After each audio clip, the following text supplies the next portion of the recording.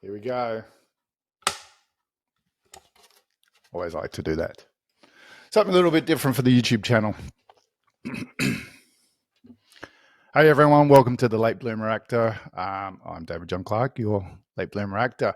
I got a special episode for you today. No guest, but the reason why I've decided to do an episode on my own is I wanted to address a few things on the business side of acting and insights that I've had over my years as an actor and still having now. But primarily, I just got back from Hollywood. So I'm calling this, perhaps I'll be calling this the Hollywood episode. I was fortunate to be able to travel to Los Angeles for only 5 days for my, don't like to use the word my real job, but my full-time job, my job that pays the bills at the moment, so unfortunately I wasn't in LA for acting, but I did have the opportunity to see LA and have some time to myself in between meetings and traveling around the heavy US traffic. Now, can I tell you that is an experience. Jumping out of the airport, getting into a rental car on the left-hand side, the mirrors just, it's like you're sitting in the passenger seat. You are if you're in Australia, but I just feel like you couldn't see where I was going, or seeing what was behind you. But then straight away out of the airport onto the 405 freeway, which is like 6 lanes of traffic. I think it was 4 p.m. on a Monday afternoon when I arrived in LA, so it was pretty heavy traffic. I had the GPS going, and I was fortunate that I had a co-worker who's based in LA that was able to meet me at the airport in his car, and I was following him to my hotel. So I had that benefit that if I had any panic moments or the GPS wasn't working, then here we go. So that was my first foray into Los Angeles, was the freeways, and then down to Santa Monica Boulevard. I think I'm trying to remember my hotel street name now, but all the famous street names come out pretty quick. But I was right in the heart of Hollywood almost for my hotel for my first stint. And then I had a nice couple of days in LA for work. And then I was able to travel down to San Diego for another day down there for my work, which again, that's about a 2-hour drive on all the Hollywood, Los Angeles freeways. So pretty freaky and a good insight. But being in Hollywood gave me that inspiration and built everything back, and it was fantastic. And what I want to do now is just quickly play something for you, just to show you from the acting perspective and why the motivation and why the excitement has come out. And so bear with us, and a little bit of editing here maybe to play it. It won't work on my screenplay, but I'll edit it back in. But here we go. Hey everyone, it's the Late Bloomer Actor from Australia. We're here in Hollywood, California. How's that? Check out the podcast on all platforms. Love your work. There you go. So that was me bearing the Late Bloomer Actor podcast t-shirts in Hollywood Hills with the Hollywood sign. So I think that says it all, really. It was a beautiful day. I was able to meet up with a fellow actor friend, Jacqui Darbyshire, who was on season 1 at the start of my whole journey on this podcast. So make sure you check that out. But it was Jacqui was in LA, just checking out some acting opportunities herself. And I was able to meet up with her, and she showed me the site. So we up into the hills for that awesome video and some great photos up in the Hollywood Hills. So why are we here? What are we doing this episode for? One of the reasons I put the podcast together was to share my journey as an actor and to share stories with people that I'd met, both fellow actors, other actors, industry people, casting directors and acting teachers. And I'm obviously going to continue to do that. And I've got some great guests coming up.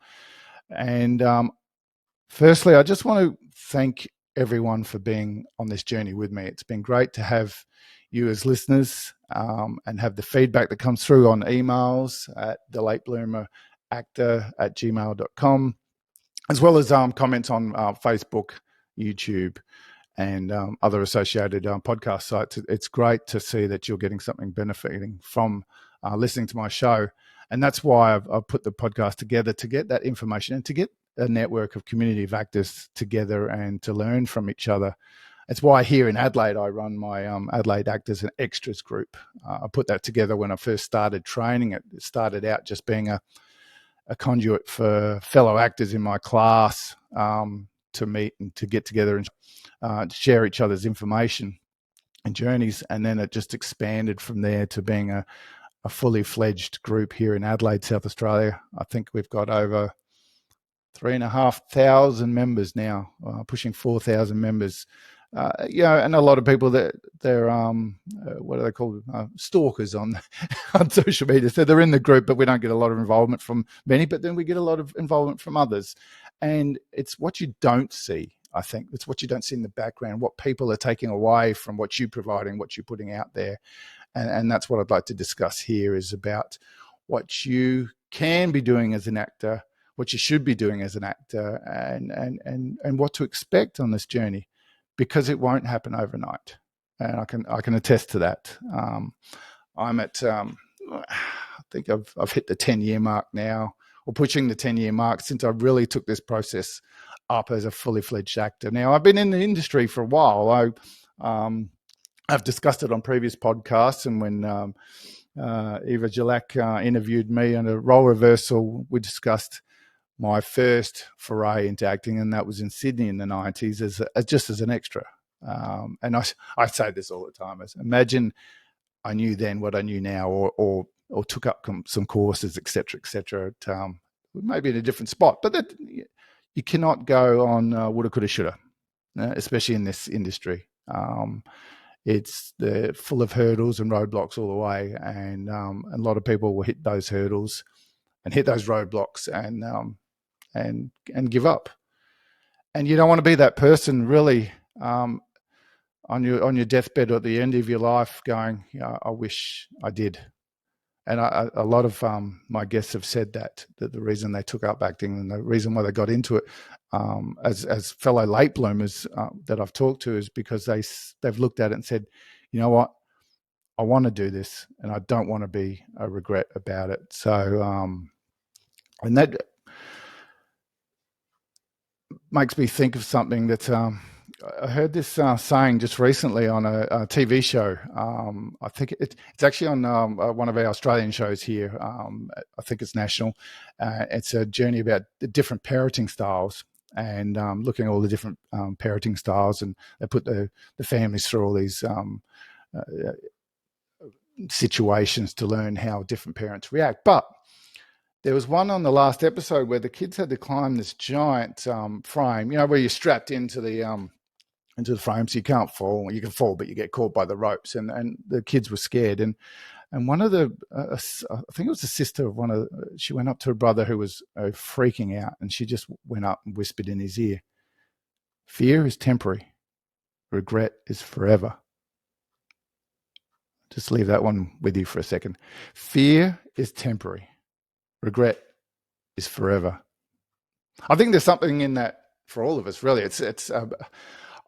Firstly, I thought it was amazing coming from this young child, and whether it was fed to her for the filming of it or not, or whether it's something that her family or as a group that's what they instill in their children, and it's a saying that they have. But we could take so much from that, because there's so many moments in your life, regardless of whether it's acting or anything, but where you're presented with situations and it scares the shit out of you.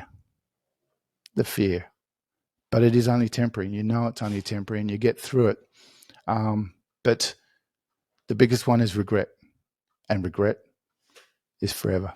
Because you can't always go back and change something. And you always can't go back and do something that you should have done or you wanted to do. So if you take anything away from this episode, that is probably my biggest one. Don't let regret be the biggest thing that you have at the end of your journey, whatever that journey is. Fear is temporary. Regret is forever. And that leads to another one. I'm going to throw a couple of nice quotes to you. I don't want to throw them all out at the start, or otherwise I'll have nothing to talk about for the rest of the episode. And that leads me to another quote from one of my favorite heroes, motivational people that I have been fortunate to meet in my life, and that is Arnold Schwarzenegger, the actor, the governor of California for a little while there. And he's been a big inspiration in my life from a young teenager, both to in my bodybuilding journey. Obviously, he was a huge bodybuilder, and I still say he is, even though obviously he doesn't compete anymore. He's way too old for that, but maybe you're never too old for that. But in a lot of his videos and one of his motivational speeches that he was doing at a university graduation, I think, was he said, "Don't be afraid to fail." Leave that one with you for a second. Don't be afraid to fail. You have to push through, and you have to try something. Now, if we do things and we never fail, it's always positive. What are we going to learn from that, really? As a bodybuilder, and I go in the gym, and Arnold talks about this as well. Is you're going to put 100 kilos on the bench press, and you're going to fail. You're not going to be able to do it. So you try it again, and you're going to fail, and you try it again, and you're going to fail, and then you're going to get it, and you've got your 100 kilos, and then you move on to the next stage. You put another 5 kilos on, and then you're going to fail, and you keep pushing through, and you keep pushing through, and your body and your mind will find a way. You have to ignore the naysayers in your journey is another thing that he says. And that's where failure comes, because people say, you can't do it. You can't do it. You're not meant to do that. Why risk it? Why risk that? Take the easy approach. Get the job. Become an accountant like your dad, and you'll have a job for life, and it'll be easy. But I don't want to be an accountant, Dad. So you have to ignore the naysayers and trust yourself and keep going. He says that's a big thing, and I think being in Hollywood, even though for me for that such a short time, and I wasn't even there for acting purposes, it was an inspiration for me. It really, we talk about in this journey, both myself and other actors and other people have talked about the ups and downs of the journey. You have such big high moments, which also lead to such big low moments and times where you're thinking to yourself, oh my God, why am I doing this? It's such hard work, but it's the little things. Well, in this case, not the little things, but such a big thing of being in Hollywood. And it's arguably the center of the entertainment industry. Yes, that's changed a little bit now that we live in such a worldwide area. We're connected electronically, and we can do self-tapes no matter where we're at. But Hollywood is still the calling card that everyone says that's where they want to get. Now, I'm not saying that, hey, you have to aim for Hollywood. Us here in Australia, for example, we have a wonderful film and TV network, and the movies on themselves that are made here, both on Hollywood on the Gold Coast and Fox Studios in Sydney and Melbourne. They have some of the biggest Hollywood blockbusters filming right now, and have done for years and years and years. Pros for that is the Australian dollar and our diversity of our landscapes and our crews and everything like that. So you do not have to aim to be on the ground in Hollywood. And again, it's a big hurdle. But that doesn't mean you don't have to get there. And even if you do something like me and have a trip there just to ignite your passion and have that experience and your reaffirmation to your to reaffirm your commitment to acting, because as I said, I was only there for 5 days and I only had maybe a day to myself. But I was surrounded by the energy of that city and that experience of going down the Hollywood stars and to see all the stars. And I was just absolutely amazed by that feeling there. And I remember I used the GPS to say, take me to the Hollywood stars. And I got there and I pulled over, and it was Saturday morning. It was just before I flew out. I was flying out Saturday night, just last week before recording of this podcast. And so I managed to get a nice spot to park and fed the meter and started walking. And it wasn't busy. It was good. I'm looking at all the stars, and there's names I didn't know, and there's lots of names I did know, and then I've gone, oh, okay, quickly Google Arnold Schwarzenegger, where's his star? And it says, oh, I think it said something like Hollywood Boulevard 6724. Oh, pretty close there. You can check that on Google, see if I was right, and see how my memory's going as a 50-year-old. And I looked up, and I think I was at 6'3" something. So it was about, I don't know how you say it in America, 10 blocks away. So, quick. I had a schedule because I was meeting Jacqui for the trip up to Hollywood sign. So I plodded along and, just checking out all the stars as I'm going. And Norman Reedus was the biggest one I found first, which Connor, my son, absolutely loved. He's a big fan of Norman's from Walking Dead, of course. So got a nice photo in front of that, and then continued on down and found Arnold's sign and his star, and got my photo there, which was obligatory, I think.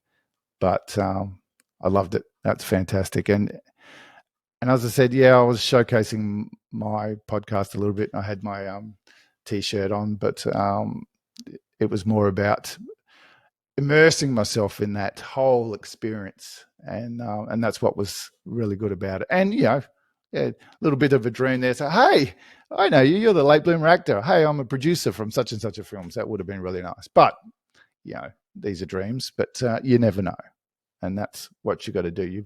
You've got to find the moments, and run with them and try it. So, what came out of being in this area? Being in Hollywood. What did I get on it? I can reflect on my trip, and it's motivated me to set new goals and aspirations for my acting career. It's about pushing through and continuing this journey, and knowing that this is something that I'm really enjoying and I really want to do. And that's what I'm trying to bring out to you now in this episode, is that keep going, keep pushing through, find those opportunities to take the next step forward, and don't let the negatives take you away from it. Don't let the negatives or the naysayers, as Arnold Schwarzenegger says, stop you from reaching out for your dream. Now, it doesn't matter what your dreams are. I've always said I don't envisage myself being the next Mel Gibson, but I do this for the fun of it. And my agents say to me, is when the fun of acting is gone, then that's when you need to stop. So you need to be having fun. It's not about the money. It's not about the fame. It's about having fun in doing what you're doing. And that's what being in Hollywood did for me. As I said, such a short time there, but it's given me that motivation and that inspiration to continue on my journey. And my experience there, it's given me the confidence in my and determination to pursue my goals, no matter what the challenges are that lie ahead, because they'll be there. I'm in Hollywood, baby. Made it. There's the stars. Check that out. It's Hollywood Boulevard. So I've walked past the good part. I'm heading back to my car.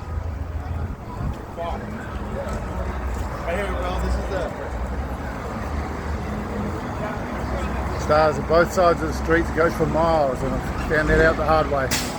But I found Arnold Schwarzenegger's star. That's all that matters to me. And I'm wearing the shirt. Late bloomer actor. Check it out online. Podcast. So there you go. That was my walk down the Hollywood Boulevard and the all the stars that are there. And hey, you never know. Maybe one day I'll be walking down there again, and I'll be able to look at your star, or I'll be able to see my own star. It can happen if you keep pushing through. So after that, I got to go up to the Hollywood sign, and what a beautiful area that is up in the hills of Hollywood, and very, very busy by that stage. I think it was midday Saturday. So as you can imagine, there's a lot of people up there, and it's a beautiful day. I think they're just going into summer in the US at the moment, whereas here in Australia, we're just hitting our winter. So talk about how you feel. I hate winter. My wife likes to say that we've been self-diagnosed with SAD. That's the seasonal affective disorder. But jokes aside, it was a beautiful day. And here we are. And up with all those people excited about being in that location or where they were, and having a simple sign in the background, Hollywood. But it's the, how do you explain it? It's the feeling of being where you are and what it represents, and knowing that everyone that's done something in the acting world over all these years, that has culminated in the sign being there in the first place, I think. And that's what I'm talking about. And those little things like that it drives the momentum of your acting. And it's very important. You need to maintain your momentum. And this is what my Hollywood experience has done for me. So this will develop strategies for you. How do you stay motivated? Because you might not be able to make it to Hollywood. I was very, very fortunate to go on this trip, and it's something that we're planning as a family. We're going at Christmas time. We're having a white Christmas in New York, and then flying to Louisville to do the Jim Beam Kentucky factory there. That's something for me I'd like to do. And my wife's there's a ghost house down that way that we want to see, and then we're flying into Albuquerque and doing Roswell for New Year's. So and then from there we're driving through up to San Francisco and back down to LA. So we'll be there as a family. Because we wanted to do the LA experience and see it. So you can find a way to do it. But if you can't, there are other ways to drive your momentum and to drive your desire to keep pushing through, and develop your strategies to maintain those that motivations, whether it's through ongoing training or staying connected with industry contacts, or seeking out new opportunities locally. And here in Adelaide, we have just as many opportunities as they do in the eastern states. And in the eastern states, all the opportunities are there, whether that be casting director workshops or acting teachers courses that they have. I just did the Les Chantry one-day course thanks to the Equity Foundation, part of the MEAA union here in Australia. So that's another thing I'll talk about in the business side of acting, about what you can be involved in and the opportunities that come up, because it doesn't all cost money. There's plenty of opportunities for you to do it, and this is what you need to look at. So I wanted to talk to you a bit more. I'm told by my agent that I'm doing all the right things, which is fantastic, because I think I am. I have always treated this journey professionally, and done as much as I can, knowing that the restrictions I have in my life. I'm a full-time government employee and will be for another just under 10 years now. But you need to know that this is a business, and you need to treat it as such. Hey, that doesn't mean that you don't have to, if you want to treat it as a hobby and you just want to do some extra work or see where you go, there's no problems in that at all. But if you really, really want to make it work, and especially for the younger people who might be wanting to make it as a career, you need to know that you need to reach out and learn what can be done. And I'll finish up this episode with some pointers the basics of what you really, really need to do, because it's something I've been wanting to talk about for a long time, things that I've learned and put together. So, but doing all the right things is about building a strong foundation. The importance of building a strong foundation as an actor, this can include honing your skills through continuous training, whether it's a formal course, so you're 3 years in college at NIDA or WAPA in Western Australia. My son's just about to finish year 12, and he's looking at doing the Flinders Drama course of 3 years here in South Australia. So, but if you don't have those opportunities, or if you're like me, you started as a 40-year-old as an actor, so you can't really go back to university. But you can if you have that opportunity. But if you can't, find those acting opportunities so you can have that continuous training. I continually do stagemilk.com, which puts me in a position to do self-tapes every month and learn from those and have feedback from those. I'm also, as you can see, you've heard, this podcast is sponsored by Castability out of the United States, which is a similar thing. It's about submitting self-tapes, and Castability has, it's done like an audition simulator. So Each week there's 5 different scenes. Membership, your basic membership gives you 5 credits per month, so you can do 5 scenes a month. That's, you know, 1 a week with a spare left over, and obviously you still have the opportunity to do more if you want.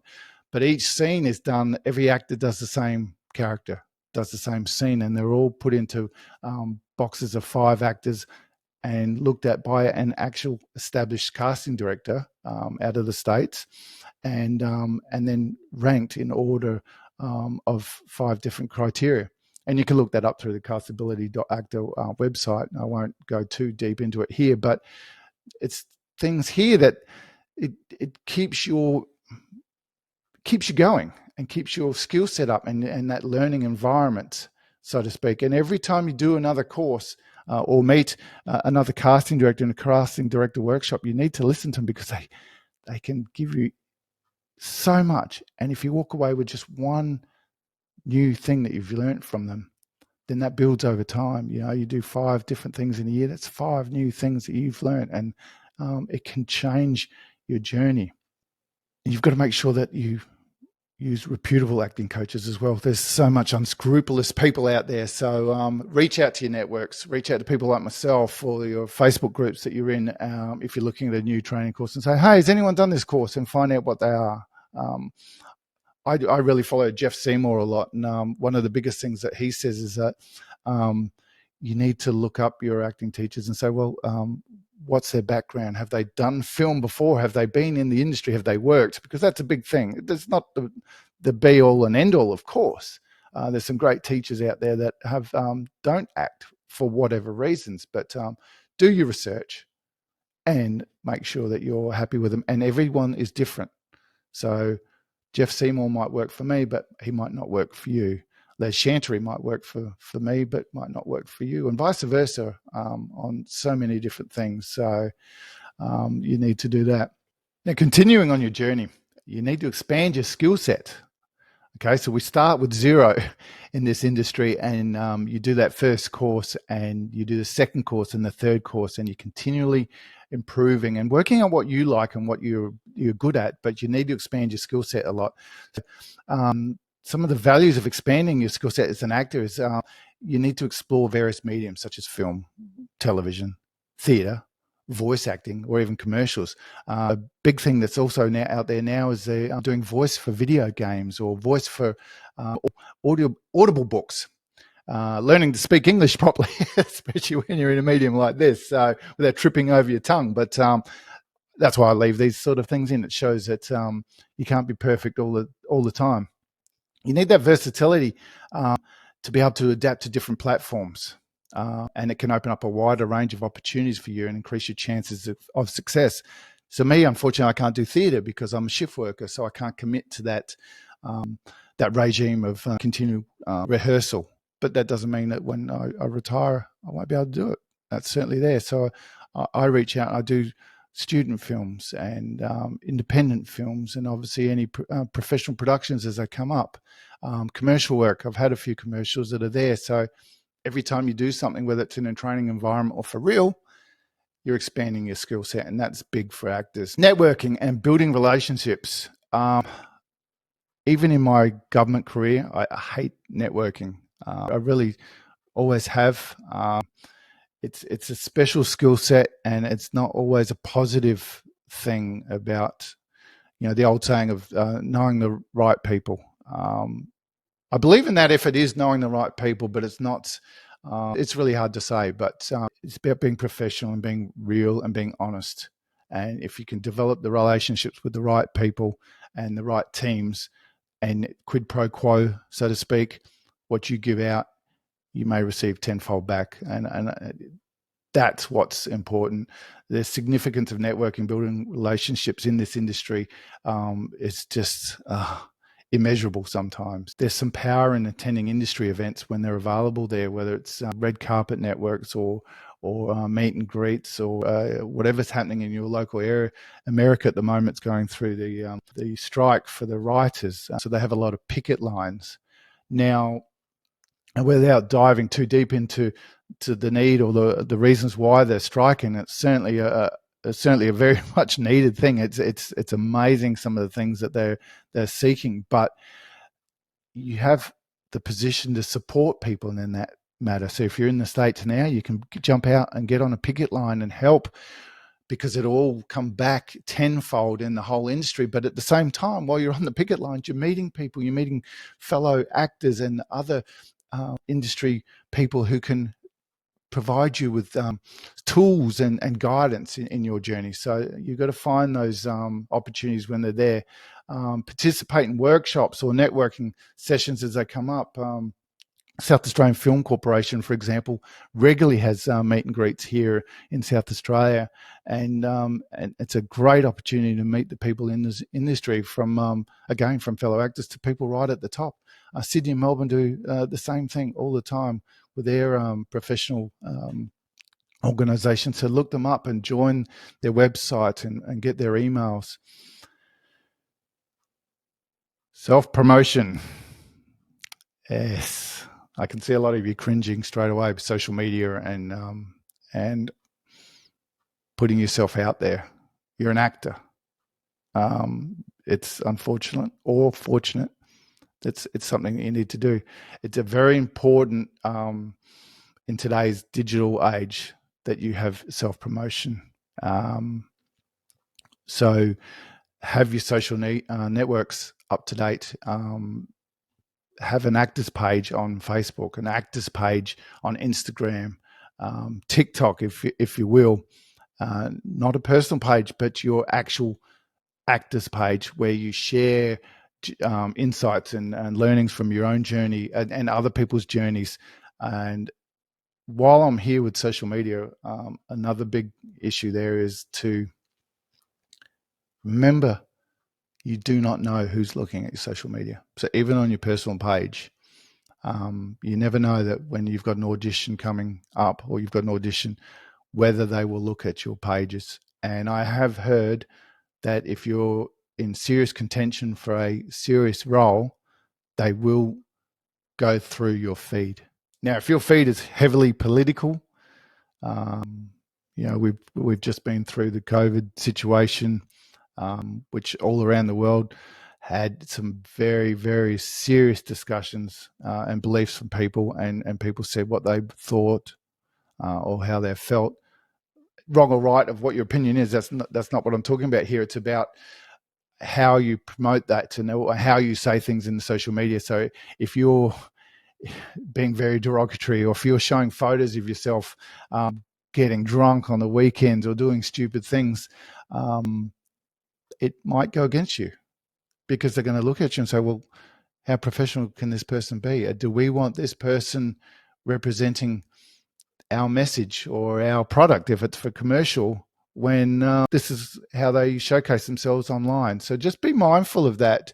It doesn't mean not talking about issues that you believe in, of course, but just make sure that you do it professionally and you back yourself in such a way that you're not digging a hole for yourself, so to speak.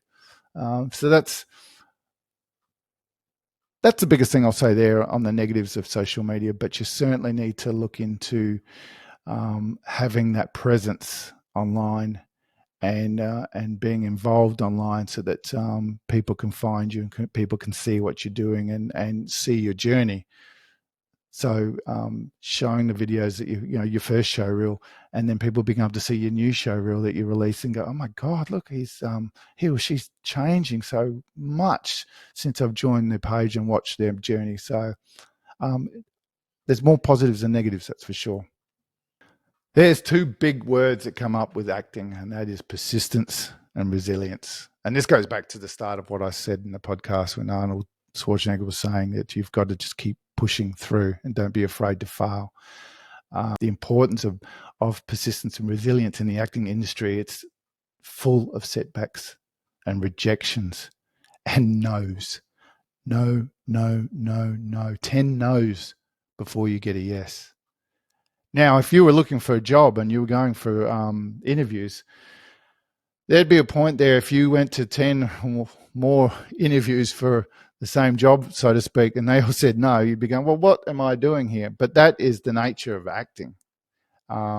here in Australia, especially for me here in Adelaide, I'm lucky if I get maybe 2 to 3 auditions for professional roles a year, and they'll be no.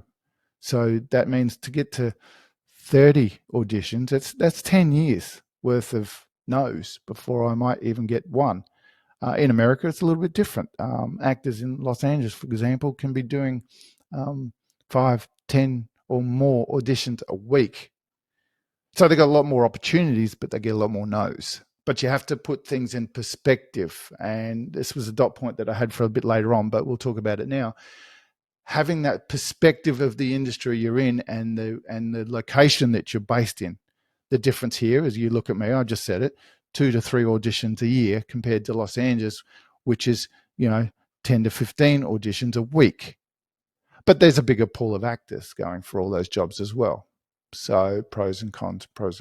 But you have to develop that resilience for when you get the no's and all that rejection that does come with it. And rejection is probably not the right word, really, because if you're in the audition room, they wanted you. They wanted you for that job. Someone saw something in you and they wanted you in the room.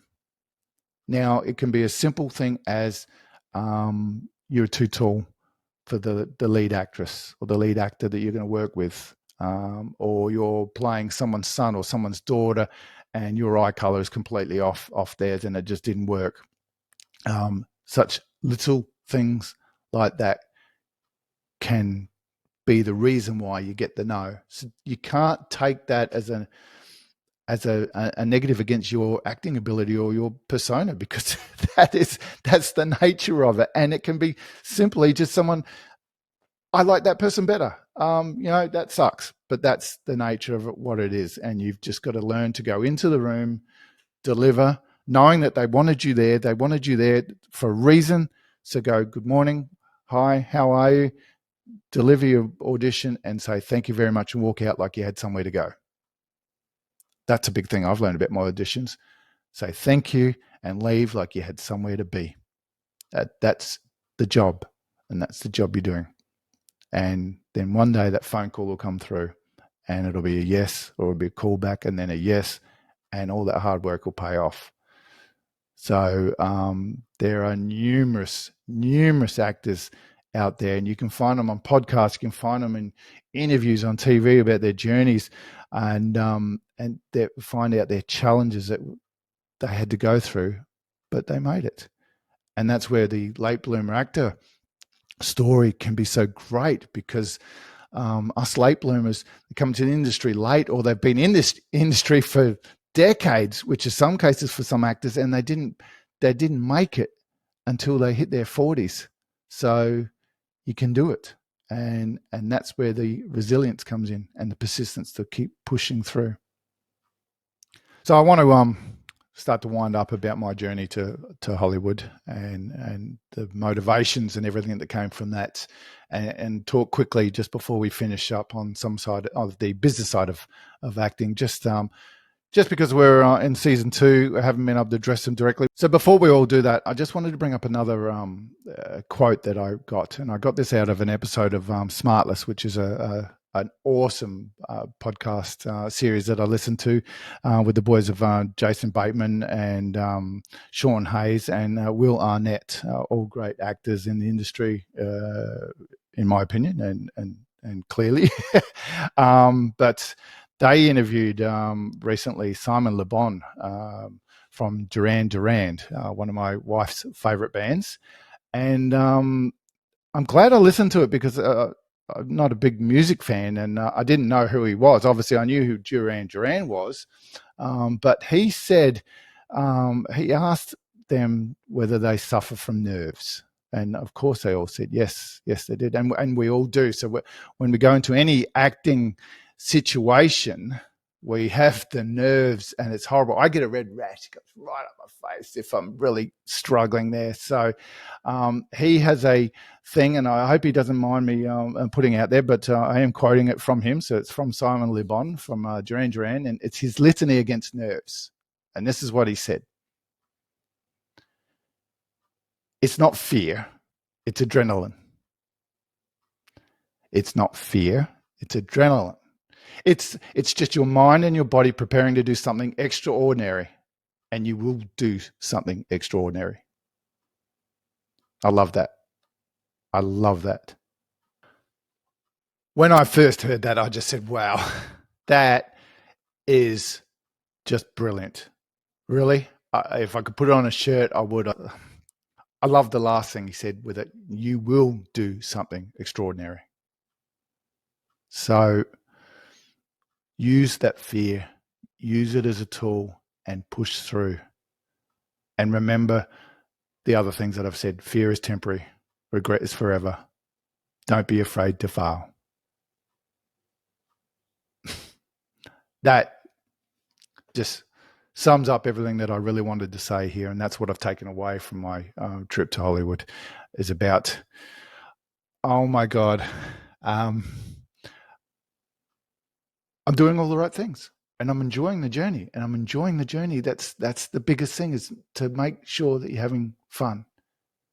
And that's what I wanted to instill in you, is that know that you're going to have moments of downtime and moments of regret and moments of struggle, but push through and find ways to get to the next level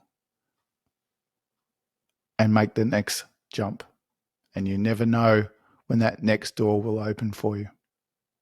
Alrighty. That's enough about me. I hope you took something from what I'm trying to say out of my trip to Hollywood. It was just fantastic, and it's really pushed me through to keep going on this journey and to keep doing what I'm doing, and to wait for that next door to open. What I want to run through here is just some discussion points on the business side of acting. So these go towards everything that we've just talked about doing the right things in your journey and making sure that you're ready when that call comes. So this is in no particular order. It's things that I do all the time. And I'm happy to answer any questions if you wish to throw me an email, or perhaps we can look at individual points here that we talk about now as separate discussions later on. So first one, IMDb, the International Movie Database, arguably the biggest resource for actors and movies and TV shows in the world. It records every show, every movie, every podcast. Well, not every, but they can all be listed there. The Late Bloomer Actor podcast is listed on there. So each episode is shown. My guests have a credit. And that's another reason why I do that. Now, a lot of podcasts don't, but it's an opportunity for me to give back for my guests who come on, so they get a credit. So you never know how that credit's going to work for them, and it builds on their credits. So IMDb is pretty easy to set to work out, and it's not about someone giving you a credit. Sometimes with a lot of independent films or smaller films, you can put your own credit on there. So obviously that doesn't mean I'm going to go and say that I was the lead role in Star Wars, because you're going to get found out that you're lying. This is where I help out a lot as well, because I work as an actor with a lot of indie films here in South Australia, and I know IMDb, so I put their film on IMDb for them. I know how to do it. It takes a little bit of learning how to get over the requirements to put roles and to put movies and TV shows on there, but it's pretty easy. So I help out there. So, and then obviously everyone can have a page. If you've got a credit, that means you've got a page on IMDb, and then you can own that, your page. And if you wish to spend the money to get an IMDb Pro account, which I think in Australian dollars is about $249 a year, so it's not a lot of money, but I understand that it can be difficult if you're short of cash, but it gives you the ability then to upload photos to your page. The biggest thing of that is having, instead of a blank square on your credit name, you can have your acting photo there, which I think is just immeasurable of having it there. And the extra benefits of having an IMDb Pro account is then you can put additional videos on there. You can put your show reel on there. You can put more photos, character shots. And then in the back area of IMDb Pro, you have access to castings. Very US-centric, of course, but I have seen Australian ones on there. So there is some casting that you can then submit for. And you have an ability then to add to your profile, so you can put all your size in there and what skills you have, etc. I think it's worth the time, the effort, and the small outlay of cash each year to have your IMDb Pro account set up. It's wonderful. Okay, casting sites. Now, these are the sites that are used around the world by casting agents to find their actors. Again, going back to just quickly to IMDb Pro, they can go through that and type in what they're looking for: age, race, sex, heights, etc., skill sets. They can tick as much as they want or as little as they want to find actors, and that's how casting sites work. So in Australia, we have casting networks and Showcast, your primary two major ones that are used by casting agents to find their actors and send out briefs to their agents or to you directly if you're you don't have a agent, if you're independent. And in the US, I think it's also, don't quote me on these, I did quick Google search because every country is a little bit different. So in the US, they have casting networks as well as Backstage and Actors Access are the three biggest ones there. Backstage is available in Australia, but I don't think it's overly used a lot by the casting directors yet. We're still primarily on casting networks and Showcast. In the UK, I believe it's Spotlight, casting networks as well, and Europe, I'm not 100% sure. I think they do have casting networks, goes across Europe as well. And apologies, I don't know any other names there, but it's reasonably easy to reach out to your networks in your local area and find out who to join. Now, these again, you need to treat it as a business. This is how people find you. This is how casting directors see the work that you've done, see your show reel, see your photos, and then be able to send out briefs to you or to your agent, via your agent to you, and so you can submit, and you submit through these sites. So you need to keep them up to date, and that is making sure that you've got headshots on there, you've got some videos, a recently updated show reel or demo reel, as they pretty much calling them now. As well as you can have character reels, 30-second comedy role or drama roles, that sort of stuff. So that's why, again, you can have a basic profile on your casting sites, which I think most give you the ability to have your primary headshot up there, but that's about it. Again, you need to find a way to put some money aside so that you can pay for a proper full membership so you can have that ability to upload more photos and more videos. I think it's immeasurable, the results that you'll get back from that, for sure. That leads you into headshots. Headshots go with everything. You need it for your IMDb Pro. You need it for your casting sites online. You need it for your social media. You need your headshot to be professionally done. Lighting, aspects like that. Most photographers have the ability to tell you to get a bit of character out of your photo. You just don't want a straight photo. You want some character in that. I think they call most headshots now are I think they put it as the Mona Lisa smile. So it's not a smile per se, and it's not a frown. It's just a hint of a smile, if that makes sense. So have that. Have a photographer that knows what's required. But Greg Apps talks about this a lot. Is about casting directors they can have 20, 30, 40, 50 small thumb-sized photo prints on a TV, on a computer monitor that they're looking at. So you need to find a way to make it stand out in a little way without actually crossing over boundaries. And a lot of agents won't let you have a photo that's completely doesn't meet the requirement 100%. But that doesn't mean that you can't have different photos on your casting sites. And that's where you have a good photographer, get your standard profile shot, and then have some character shots and something a little bit different that might draw the attention of a casting director when they're in there. But that also means that with your headshots, you need to update them.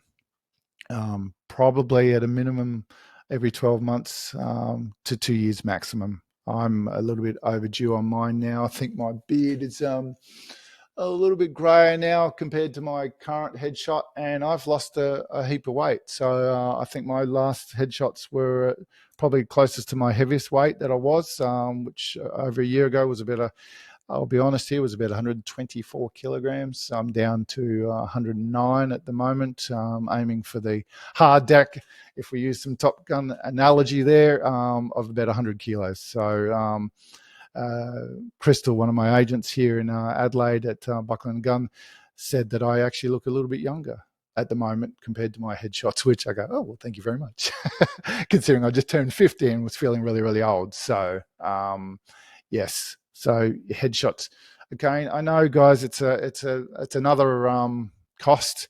It's difficult, but it's something that you need to try and budget in.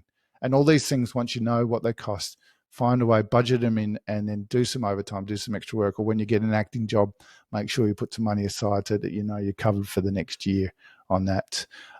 So try and get your headshots done every 12 months to 2 years. Make sure that the photo that you have online is what casting directors are going to see when you walk in the door. You certainly don't want to be long hair all the way down to your backside and then walk into an audition and you're now cropped around because you've had a haircut because they wanted the person with the long hair for the role, and it will look very unprofessional and it may do you a disservice in that particular time and maybe in the future. So just try and keep on top of that. Demo reels, also known as show reels. I think they're leaning towards calling them demo reel now. These are always a difficult area because it's like the chicken and the egg. You can't put professional work up until you've got professional work, and then you can't get professional work unless you've got a good demo reel.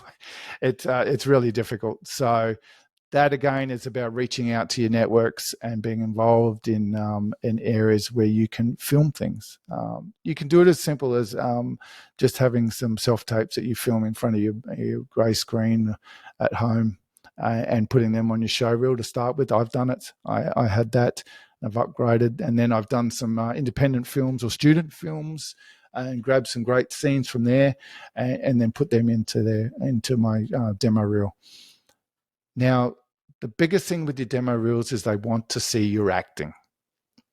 And the only problem with student films and the like is that these are made to showcase the ability of the filmmaker, not the actors. And you may or may not get that acting scene that you want. It's all about how it looks on screen. So you need something that showcases your acting ability. So if that means just do your own self-tape, do it. Something that, and you don't want scenes where they're heavily emotive.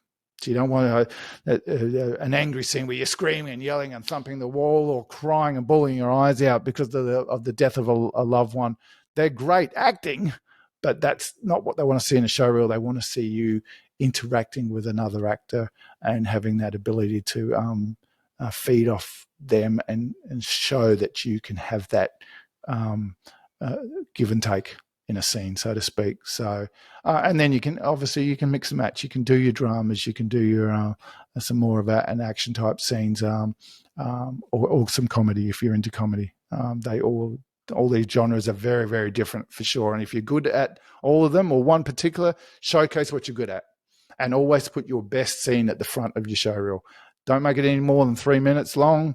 You can just have two scenes of a minute and a half each, or you can have a few of 30 seconds each. Don't do snippets. Don't do 3 seconds, 5 seconds sort of stuff. Don't use music overlays. Just keep it all about you and your acting. So, and keep them up to date like your headshots, I think. Okay, moving through. I don't want to bore you too much. We can talk about this offline. If you want to come and ask me questions, certainly do. We've already talked about social media earlier, so just make sure that you have your active pages up and running and make sure that they are up to date. And it doesn't always have to be about you. If you want to showcase something that you've learned or something that you've seen, then do that, because that shows that you're sharing and caring, so to speak. And what you're posting, it will influence decision makers in the positive or the negative.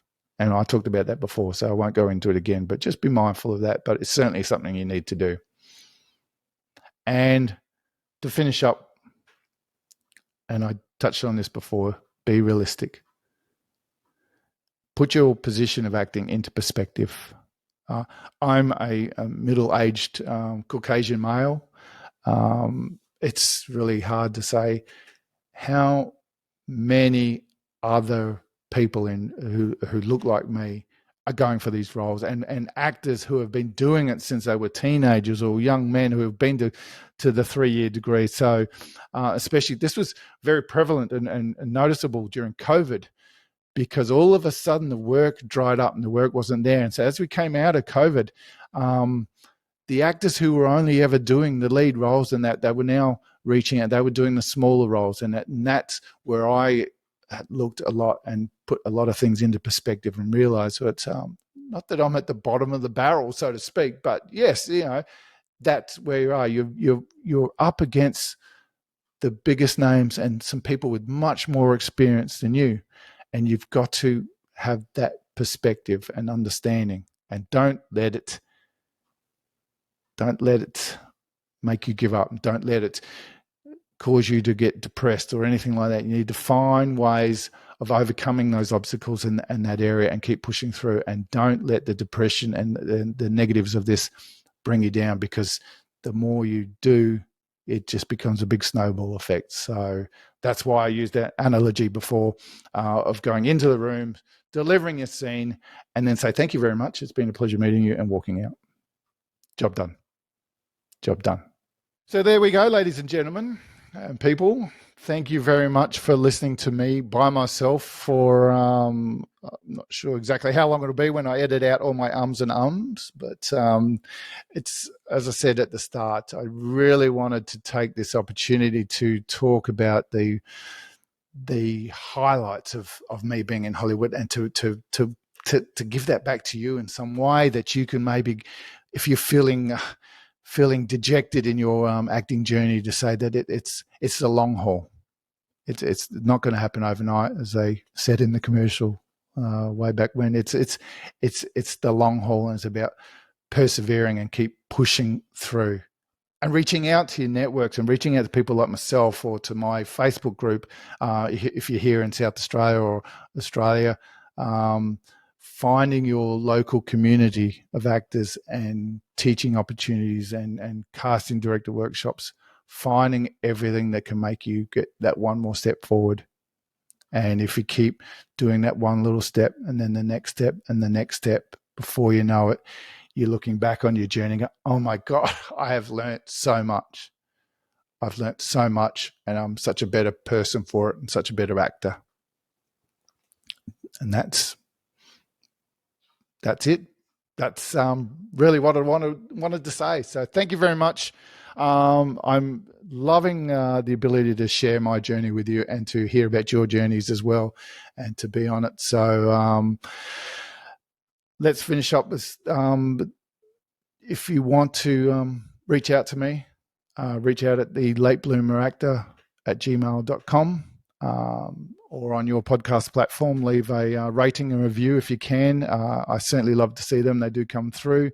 Or on Facebook, I'm on there as the Late Bloomer Actor. You can see all the work that I'm putting out there, and you can comment on the videos when I upload new episodes. That would be great to hear from you, see what you took away from the episode, and whether you've made any changes from what you've learnt today, or on any of the past episodes, or any of the future episodes. That's what I love to hear.